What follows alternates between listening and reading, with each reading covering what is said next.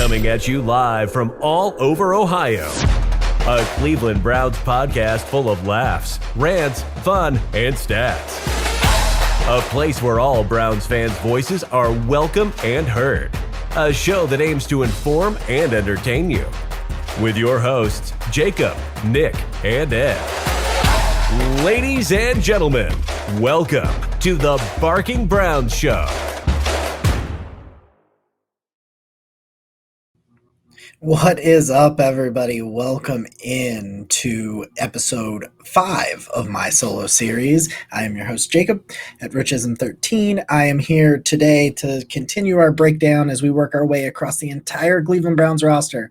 If this is the first episode you happen to be catching, we have already done both the offensive tackle and edge position, both part 1 and part 2 for both of those. Today, we're going to discuss the defensive tackles on the Browns roster. This is actually going to be only a one-parter. There's not a lot to discuss at this position group, so we'll be able to knock it out in one of these quick little episodes here. So I'm very thankful for everybody that is here. If you're on YouTube, please like, comment, subscribe.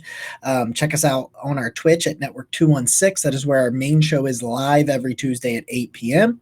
As well as check out our Patreon, patreon.com/BarkingBrown Show for some exclusive content going on over there. If you have Amazon Prime, go to the network Twitch. You can subscribe for one channel for free with Amazon Prime each month. We'd greatly appreciate the support. So I got to tell you about our friends over at Underdog Fantasy. Listen, Underdog Fantasy is the easiest place to play fantasy football. Draft your team with no in-season management, get the optimal score each week of the season, and have a shot at over $10 million in total prize money in their Best Ball Mania 3 contest, which I just drafted my Best Ball Mania 3 contest. So seriously, get in on that. First prize is $2 million. Second prize is $1 million. There's a lot of people in there, but hey, you know your football? Go for it. Head to UnderdogFantasy.com or the App Store now to download the app and sign up using our promo code 216, and Underdog is going to match your first deposit up to $100. Again, Underdog Fantasy, sign up with promo code 216 and draft your Best Ball Mania 3 team today. I just got done with mine. I'm pretty excited about that. Don't forget our friends, our other sponsors over at Built Bar. They make the absolute best protein bars on the planet. I just got the raspberry lemonade in. Very good. It's white chocolate, a lot of really strong raspberry flavor. And I just ordered the orange dreamsicle. They're on their way. I'm looking forward to that. So if you go to built.com, BUILT.com, use our promo code BARKING, you'll get 10% off. All right, guys, let's talk about the defensive tackle room. There's not a lot to go around on here, not a lot really to write home about other than some young talent that I think that you can potentially project. So let's start at the top. Let's start with the well, they're not the two veterans, but they're probably the two that are at the top because Sheldon Day is probably the most veteran. But let's start with Jordan Elliott and Taven Bryan, who have been taking the first team reps in practice, in mini camp and mandatory camp and all those things leading up to training camp in 2 weeks, which I cannot wait for. So those are the incumbents, right? Those are the front runners to try to start. We look at Jordan Elliott last year, and there's just not a lot there that I've seen. A 41.6 overall grade, 50.9 pass rush. He takes 258 pass rush snaps, 10 total pressures, half a sack, 6 carries, 3 hits. His rookie year in 2020, he grades as a 55.3, 57.6 pass rush. He plays 157 pass rush snaps, gets 3 pressures. So we're looking at a guy that I just thought he really had a lot of great burst and athleticism off the line at Missouri. He ends up being a third pick number 88 overall in the 3rd round by the Browns in 2020. And it's just, I just haven't seen the light go off in Elliott's head. And listen, they're saying it. The coaches are saying it again this offseason. I think it was Chris Kiffin that said recently, it was on a Building the Browns or something like that, that he believes that the light has gone off for Jordan Elliott. I think his physical tools are there. I mean, there's athleticism and there's production at Missouri in the SEC. So it's not like it doesn't exist on some level that you've seen him at least be some kind of contributor or producer. I try to watch some more of it, some more clips and some more tape of him. He's only got, he does 150 pass rush snaps in 2020 and 258 in 2021. We don't talk about the run defense because it's even worse. So I know we're just talking about the pass defense when we talk about Jordan Elliott, but the pass rush. But that's really what this group of defensive tackles, for the most part, Tommy Togiai is kind of in the middle there, and we'll talk about him in a second. But for the most part, it's some pass rushers that maybe can make some plays in the run game. But Jordan Elliott is his technique, consistency. It's just not. I've not seen anything that shows that he can win at a consistent level. Now, last preseason, I was pretty jacked up about him in the 2021 preseason. I just really thought that he had showed some steps forward. And then when the live game snaps come in the regular season, those steps forward that I thought he had made, he hadn't really made. Now, listen, he's got the tools, and maybe he'll surprise. He's going to be 25 in November, so he's still pretty young. It is a slow developing position at defensive tackle, so I understand all of those things. And it still could be an improvement, but right now, Jordan Elliott, for me, he's a D-plus player, and you're potentially starting him. So there's going to be some issues with this room, guys, and I completely understand that we're going to have some issues with them and some struggles at time with some of the players. So let's move on to the newcomer in the room, the newcomer that isn't a rookie or in Taven Bryan. So Taven Bryan comes over from the Jacksonville Jaguars, where he was the 29th overall pick in 2018. Just never really amounted to much of anything for the Jaguars last year. 56.4 overall grade, 44.4 in the run, but a 66.8 in the pass rush, which is solid compared to what the Browns got last year. So there's something there with Taven Bryan. He only doesn't even play 300 snaps for them last year, but in 176 pass rush snaps, he gets 14 pressures, 2 sacks, 11 stop tackles in the run defense, which is nice. There's some things there. You go back to his 2020, a lot of the same, 265 snaps, pass rush snaps, 9 pressures, 1 sack, 243 in the run defense, 11 stop tackles, 59 overall grade for him in 2020. 2019 was pretty good, actually, for Taven Bryan. If you go back there, 75 overall grade, 68.8 against the pass, 74.5 against the run, which shows that he's at least at some point in the NFL shown that he can do something. He had 25 pressures that year with 2 sacks and 14 stop tackles. You look at his rookie year back in 2018, a 69 overall, 12 pressures, 2 sacks, 12 stop tackles. So Taven Bryan, he's fine. He's probably your middle of the road replacement player, C- player, maybe a little bit better outlook than Jordan Elliott. He was kind of a physical freak, coming out, one of those physical specimens that you're like, okay, there's a rare blend of athleticism, size, and strength from him. He just never put it together. He's still 26. He turned 26 in March.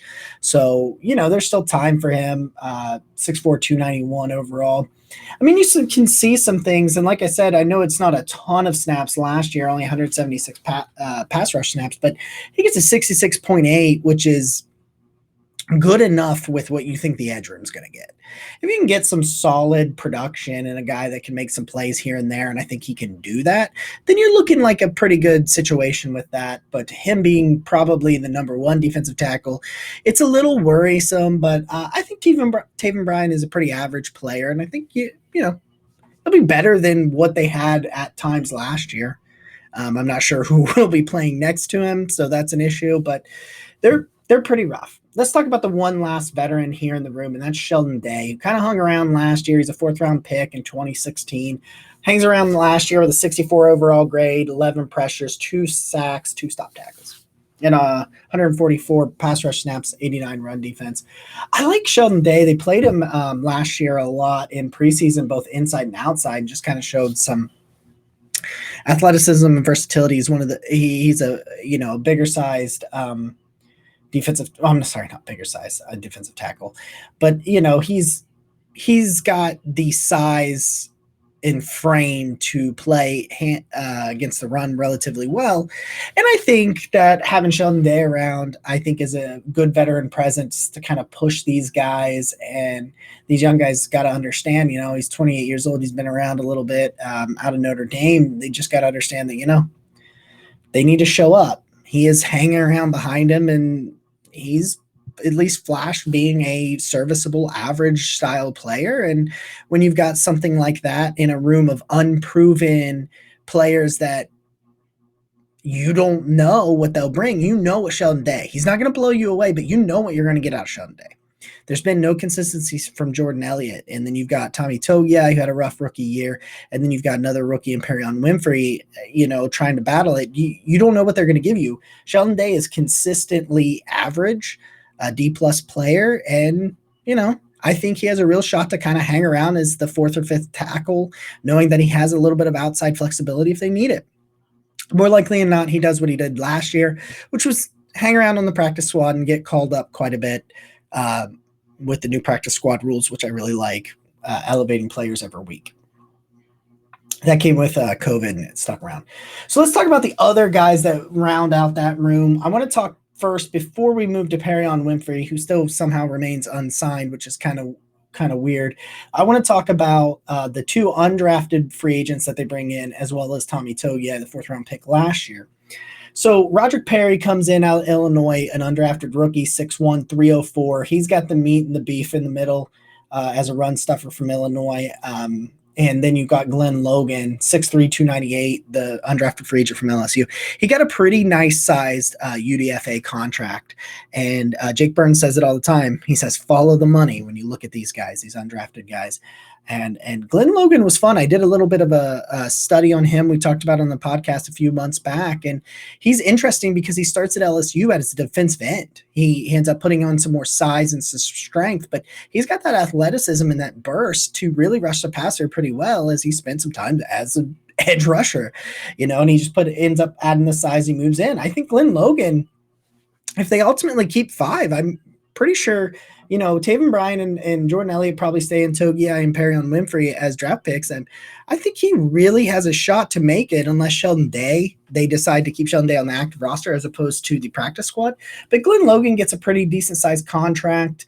He's played both inside and outside. And again, we talk about inside, outside. We talk about versatility. I beat that dead horse as much as I can, because that is the magic word with Andrew Berry, is that versatility. Why not take a player that played in the SEC, both inside and outside? They love their LSU players. I don't have much on Roderick Perry, but he's on there as well. 304, pretty nice run stuffer in the middle.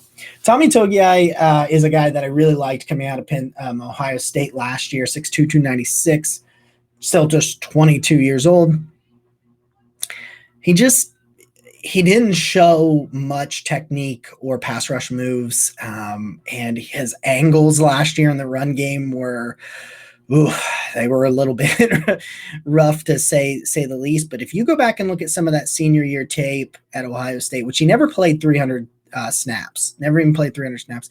If COVID doesn't shorten Ohio State's season in 2020, I think it's a different story. Because I think that he's trending that way. That was his first real, starter level reps.